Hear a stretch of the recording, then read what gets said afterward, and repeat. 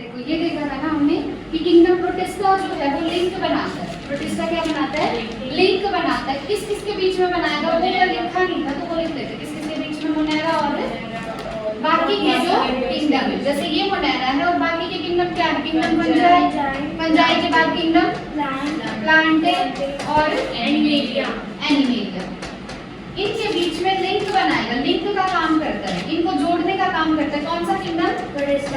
Kingdom protista. अब ऐसा क्यों बोल रहे हैं कि ये लिंक का काम करता है? क्योंकि देखो मोनेरा में आते हैं यूनिसेल्युलर प्रोकैरियोट्स।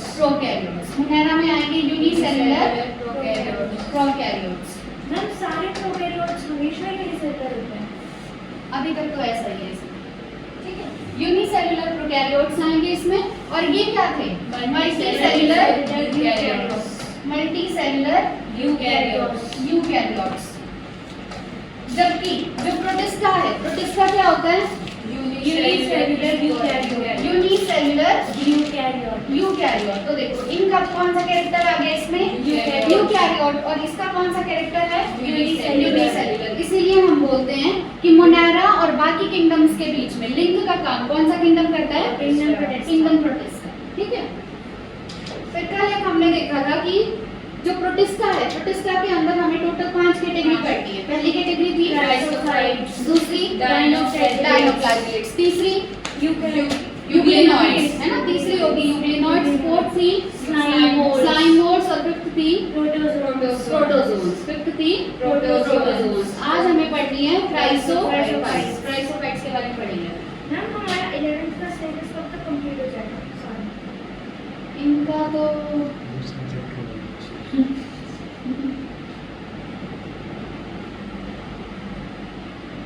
मतलब अगर ढंग से पढ़ोगे तो दिसंबर तक हो जाएगा, ठीक है, क्योंकि नोट्स हम यहाँ नहीं बना रहे थे, बने बनाए मिल जाए तो दिसंबर तक हो जाना चाहिए।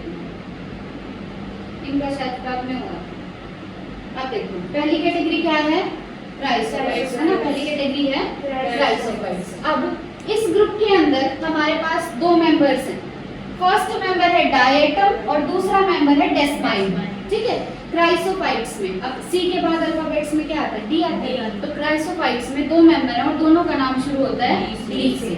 एक है डायटम और एक है डेस्माइड। एक है डायटम और दूसरा है डेस्माइड। अब डेस्माइड को हम एक और नाम से जानते हैं, गोल्डन एल्गे, ठीक है, गोल्डन एल्गे। डेस्माइड का एक और नाम क्या है? Golden algae. अब पेपर में आ जाएगा कि गोल्डन एल्गे क्या है? प्लांट किंगडम से है, मोनेरा से है या प्रोटिस्टा से? कौन से किंगडम से है?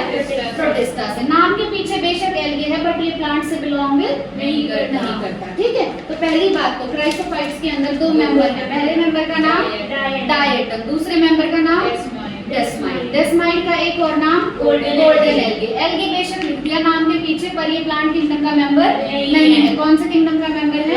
प्रोटिस्टा का मेंबर है। They are found in fresh water as well as in marine environments. ये हमें फ्रेश वाटर में भी मिलते हैं और मेराइन वाटर में। क्या ये हमें ग्राउंड पे, जमीन पे मिल सकते हैं? नहीं, क्योंकि कल हमने देखा था प्रोटिस्टा के मेंबर जो है वो प्राइमरी एक्वेटिक हैं, पानी में ही मिलेंगे। हाँ, ये फर्क हो सकता है कि कुछ फ्रेश वाटर में मिलेंगे और कुछ मेराइन वाटर में, ठीक है। तो जो प्रोटिस्टा के मेंबर है वो हमें फ्रेश वाटर में भी मिल सकते हैं और मेराइन वाटर में भी। फ्रेश वाटर और मेराइन वाटर पता है ना, इसमें सॉल्ट होगा ही नहीं, बहुत कम होगा और इसमें बहुत ज्यादा होगा।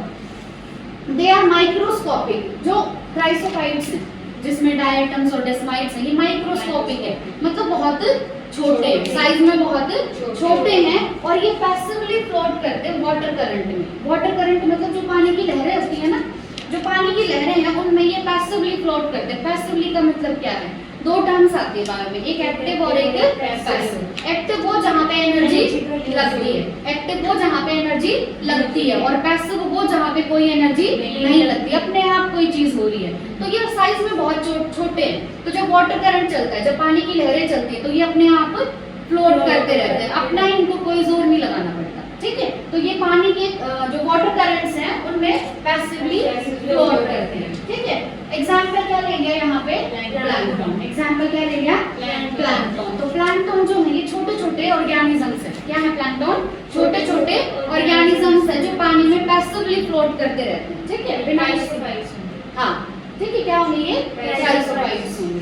अब most of them are photosynthetic. अब मैं तुम्हें हमें हर क्वेश्चन के लिए रेडी रहना है। प्लैंकटन दे दिया उसने, अब ये अगर पूछेगा क्राइसोफाइट है तो हम आंसर कर देंगे। किंगडम पूछ ले, है ना, तो प्लैंकटन का किंगडम हो जाएगा प्रोटिस्टा। ठीक है, most of them are photosynthetic. अब यहाँ पे फोटोसिंथेटिक से ज्यादा इंपॉर्टेंट है मोस्ट ऑफ देम, है ना। तो क्राइसोफाइट्स में जो हम देख रहे हैं मेंबर्स, ये ज्यादातर क्या होंगे, फोटोसिंथेटिक, ज्यादातर होंगे फोटोसिंथेटिक, पर सारे फोटोसिंथेटिक ऐसा जरूरी नहीं है। ठीक है, मोस्टली फोटोसिंथेटिक होंगे, मतलब अपना खाना खुद बना सकते हैं। अब डायटम्स की बात करते हैं पहले। डायटम्स के अंदर जो सेल वॉल है form two thin overlapping shells which fit together as in a soap box. soap box होता है ना, मतलब बाथरूम में होता है soap box, जिसमें हम साबुन रखते हैं। अब उसमें एक पार्ट नीचे होता है और एक पार्ट ऊपर होता है। तो ये जो डायटम है ना हमारे पास, इनकी जो सेल वॉल है वो सेल वॉल सोप बॉक्स की तरह, किसकी तरह है, सोप बॉक्स की तरह की। एक पार्ट ये है और एक पार्ट ये, और दोनों आपस में फिट हो रखे हैं। ठीक है, और ये जो मतलब इसकी जो सेल वॉल है, सेल वॉल को हम क्या बोलेंगे, ओवरलैपिंग शेल। ओवरलैपिंग शेल का मतलब क्या है, हाँ, एक के ऊपर एक। जैसे जो हमारा सोप बॉक्स है उसमें नीचे वाला पार्ट है और एक ऊपर वाला, तो ऊपर वाला थोड़ा नीचे वाले को ओवरलैप नहीं करता है। जब हम बंद करते हैं तो ऊपर वाला पार्ट ऐसे नीचे वाले को थोड़ा ओवरलैप करता है, तभी बंद होता है ना। तो इसी तरीके से डायटम की जो सेल वॉल है वो भी क्या होगी, दो शेल बनाएगी। क्या बनाएगी, दो शेल जो आपस में ओवरलैपिंग होंगी। ठीक है, और ये कैसी अरेंजमेंट है, ये जैसे सोप बॉक्स की होती है। और ध्यान रखना यहाँ पे बात किसकी हो रही है, डायटम की, डेस्माइड की हो रही है। किसकी बात हो रही है, डायटम की। अब डाई का मतलब क्या होता है, दो। ऐसे ध्यान रखना, डाई का मतलब दो होता है, तो डायटम में ऐसे दो शेल, ओवरलैपिंग शेल बनते हैं। ठीक है, डायटम में, ना कि डेस्माइड में। सेल वॉल ही ओवरलैपिंग सेल वॉल कैसे बनी हुई, ये वाला पार्ट और ये वाला पार्ट दोनों ने क्या कर लिया, एक दूसरे को ओवरलैप, इस तरीके से इसकी सेल वॉल। अब जो वॉल है ना, आर एम्बेडेड विद सिलिका। इनकी जो वॉल है वो किससे एम्बेडेड है, सिलिका से। सिलिका एक मटेरियल है ना, किससे एम्बेडेड है इनकी सेल वॉल, सिलिका से। एंड दस द वॉल्स आर इनडिस्ट्रक्टेबल, मतलब इनकी वॉल टूट नहीं सकती। ठीक है, डायटम्स की जो वॉल है, पहली बात तो सोप बॉक्स की तरह ओवरलैपिंग शेल्स हैं उसमें, है ना। दूसरा वो बनी किससे है, सिलिका से। सिलिका से बनी है, इसीलिए इनडिस्ट्रक्टेबल है, टूट नहीं सकती। Thus diatoms have left behind large amount of cell wall deposits in their habitat. तो जब भी किसी डायटम की डेथ होती है तो सेल वॉल तो यूं ही पड़ी रहेगी, क्योंकि सेल वॉल नहीं टूटेगी, सेल वॉल नहीं टूटेगी। डायटम मर गया लेकिन सेल वॉल वहीं पड़ी हुई है।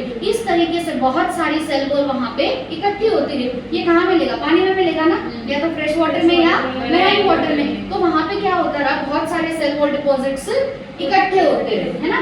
अब इसकी वजह से क्या हुआ, This accumulation over billions of years, अब ये काम बिलियंस ऑफ इयर्स तक चलता रहा कि वहाँ पे सेल वॉल इकट्ठी हो रही है और बहुत ज्यादा अमाउंट में वो इकट्ठी होगी।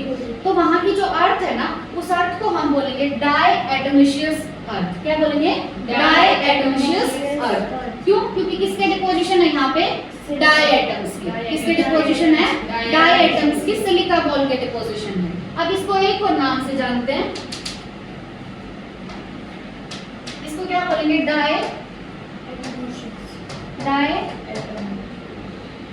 डायएटमिशियस अर्थ, है ना।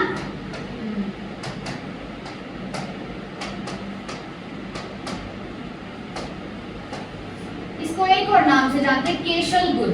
किस नाम से जानेंगे, केशल गुड। तो पहली बात तो डायएटमिशियस अर्थ जो है वो कहाँ पे मिलेगी, या तो मैराइन वाटर में या फ्रेश वाटर में। क्यों बनी है, क्योंकि डायटम्स की डेथ तो होती रही पर उनकी सेल वॉल नहीं टूट रही थी। तो कितने सालों में, बिलियंस ऑफ ईयर, है ना। ऐसा नहीं है एक दो दिन में हो गया, एक दो दिन में तो माइक्रोस्कोपिक है, कितना इकट्ठा हो गया, है ना। तो बिलियंस ऑफ ईयर्स लगे और वहां पे बन गई कौन सी अर्थ, डायएटमिशियस अर्थ, या इसका एक और नाम होगा केशल गुड। क्या होगा एक और नाम, केशल गुड। ठीक है, स्पेलिंग इसकी मेरे को पता नहीं है।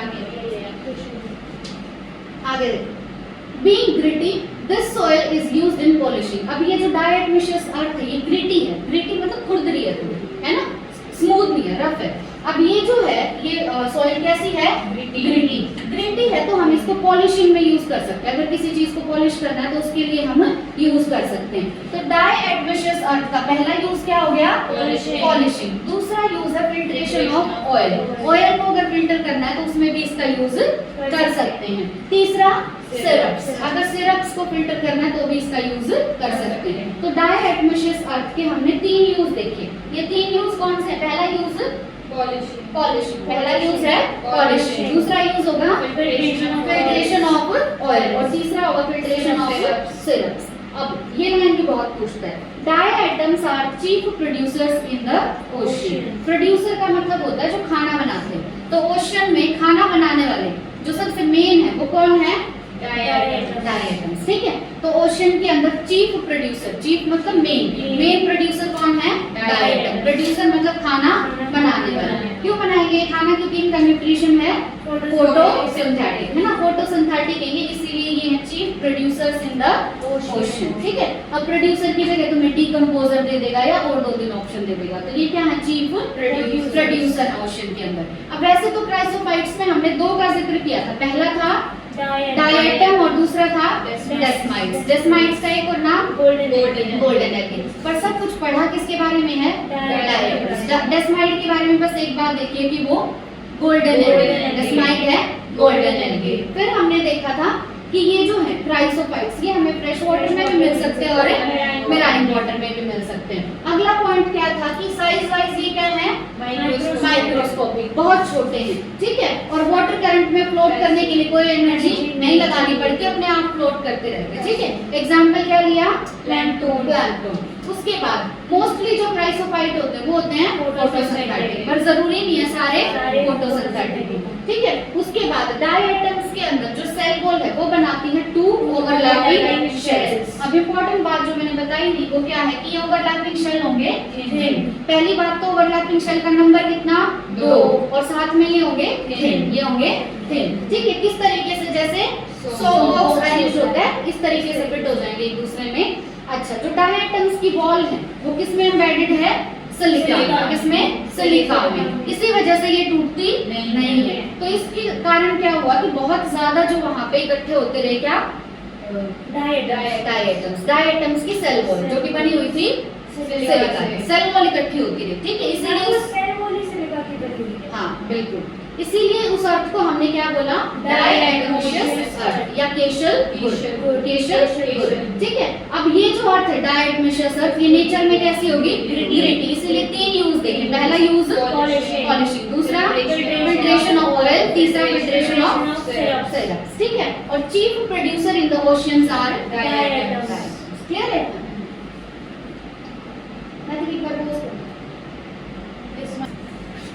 प्रोटिस्टा में फर्स्ट हमने पढ़ लिया क्राइसोफाइट्स, दूसरा आएंगे डाइनोफ्लैजिलेट्स। क्राइसोफाइट्स के 2 मेंबर देख तो डायटम, दूसरे डेस्माइट्स। डेस्माइट्स का एक और नाम गोल्डन एल्गे, है ना। गोल्डन एल्गे बोल रहे हैं पर किंगडम कौन सा इनका, प्रोटिस्टा, प्लांट किंगडम के मेंबर नहीं है। और एक और एग्जांपल देखा था प्लैंकटन, है ना।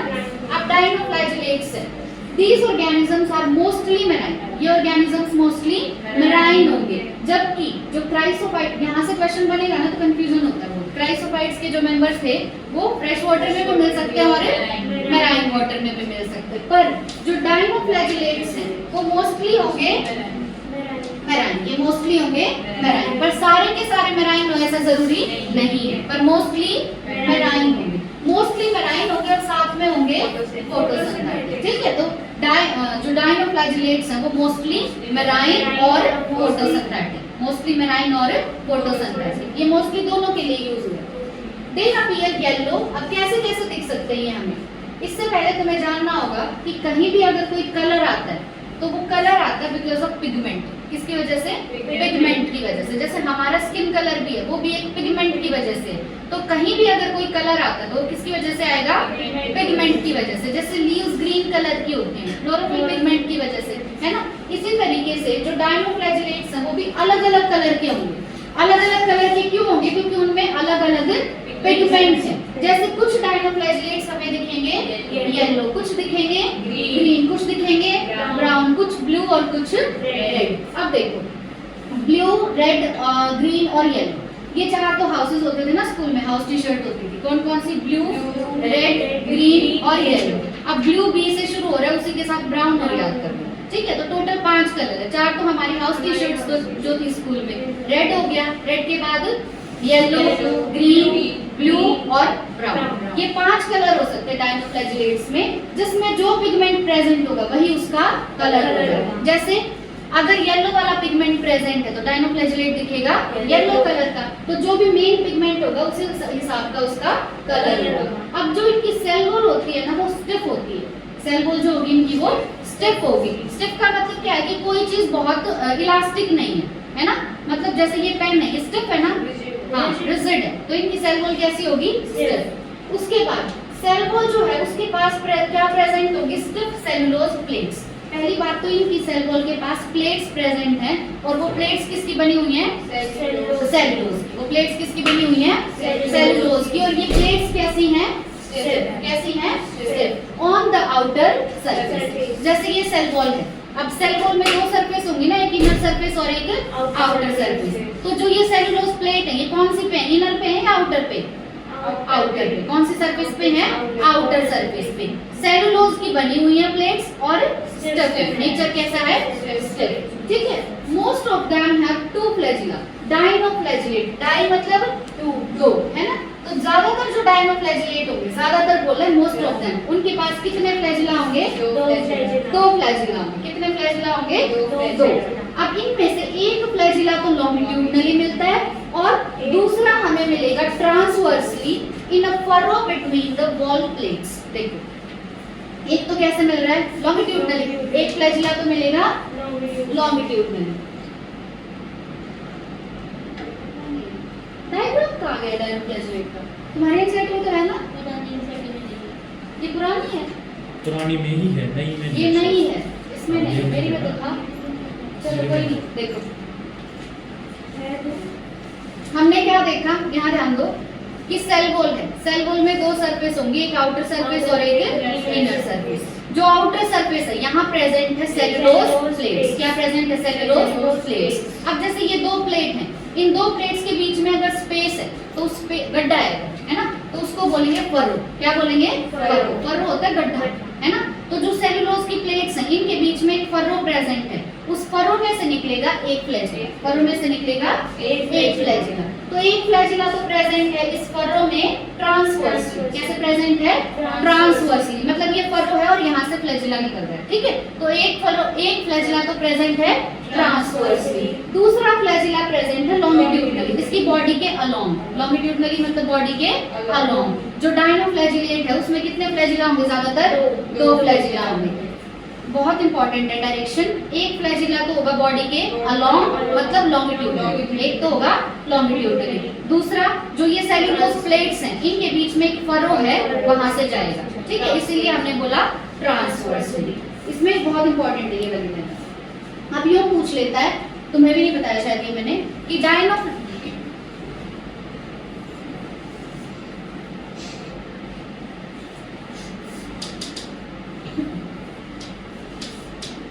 ये इंपॉर्टेंट है मेरे। फ्लैजिला की बात कर रहे हैं हम डायनोफ्लैजिलेट्स में। मोस्टली कितना होगा नंबर? 2। मोस्टली नंबर होगा 2। अब एक फ्लैजिला तो प्रेजेंट है लॉन्गिट्यूडनल, एक फ्लैजिला तो प्रेजेंट है लॉन्गिट्यूडनल, और दूसरा फ्लैजिला प्रेजेंट है ट्रांसवर्सली। दूसरा फ्लैजिला है ट्रांसवर्सली, स्पेलिंग देख लेना, ट्रांसवर्सली। अब क्वेश्चन क्या आता है कि इन दोनों फ्लैजिला में से मूवमेंट में कौन सा हेल्प करेगा? बताओ। लॉन्गिट्यूडनली। दोनों करते हैं, ठीक है। अब फ्लैजिला है तो काम क्या होगा? मूवमेंट का। मूवमेंट, तो मूवमेंट में दोनों हेल्प करते हो। करेगा क्या फ्लैजिला, है ना। तो क्वेश्चन यही आता है कि एक तुम्हारे पास लॉन्गिट्यूडनली प्रेजेंट है, एक ट्रांसवर्सली। मूवमेंट में हेल्प करेंगे दोनों, ठीक है। ये दिया नहीं एनसीईआरटी ने और पूछ सकते हैं। लोकेशन समझ आ गई? एक तो प्रेजेंट है जो फरो है उसके बीच में ट्रांसवर्सली, और दूसरा फ्लैजिला प्रेजेंट है लॉन्गिट्यूडनली। ज्यादातर कितने फ्लैजिला होंगे? 2 फ्लैजिला होंगे। ज्यादातर मेंबर्स में। Very often red dinoflagellate, red हो सकता है ना कलर डायनोफ्लैजिलेट का, तो वेरी ऑफन क्या होता है कि जो रेड डायनोफ्लैजिलेट है, वेरी इंपॉर्टेंट एग्जांपल क्या होगा, गोनायोलेक्स। एग्जांपल क्या होगा, Gonyaulax. Undergo such rapid multiplication that they make the sea appear red, जिसको हम रेड टाइड बोलते हैं। अब जो सी होता है ना, समुद्र होता है, उसमें क्या होगा, हमारे पास प्रेजेंट है गोनायोलेक्स। क्या प्रेजेंट है, गोनायोलेक्स। अब गोनायोलेक्स जो है कलर कैसा होगा उसका, रेड, तो ये रेड डायनोफ्लैजिलेट है।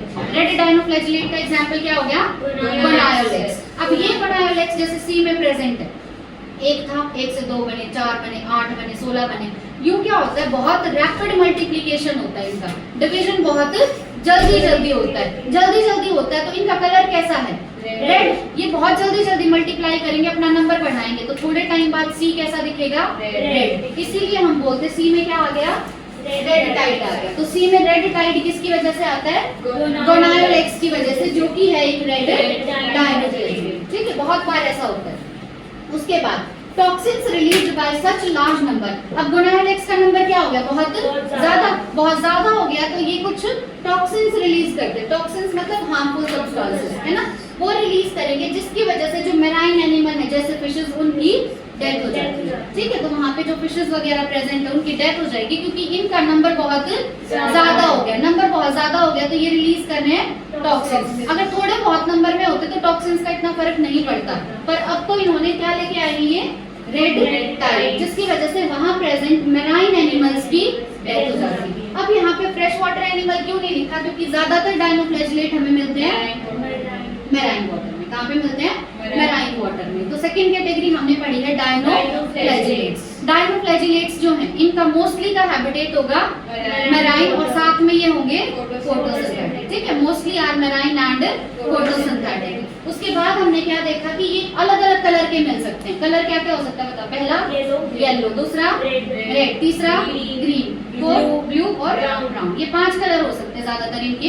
किस बेसिस पे, पिगमेंट, जो पिगमेंट होगा वही कलर होगा। उसके बाद हमने देखी कि सेल वॉल।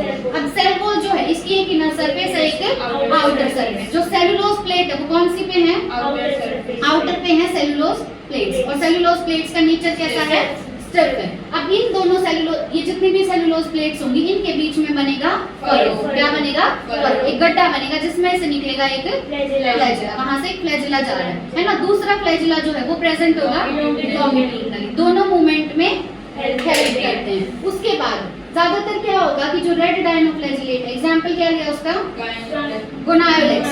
एग्जांपल क्या लिया, गोनायोलेक्स। ये गोनायोलेक्स जो है, इसमें मल्टीप्लिकेशन धीरे धीरे होगा या बहुत जल्दी जल्दी ना, बहुत जल्दी जल्दी होता है, इसीलिए तो नंबर बढ़ जाता है ना इसका, है ना। तो इसमें होगा रैपिड मल्टीप्लिकेशन। क्या होगा इसका, रैपिड मल्टीप्लिकेशन, जिसकी वजह से सी दिखने लग जाता है रेड कलर का, जिसको हम बोलते हैं रेड टाइड। अब नंबरिंग का इतना ज्यादा हो गया तो बहुत ज्यादा अमाउंट में वहां पे हो जाते हैं टॉक्सिन्स, जिसकी वजह से मेराइन एनिमल्स की डेथ हो जाती है, फिशेस वगैरह की डेथ हो जाती है। ठीक है, पोज कर देना।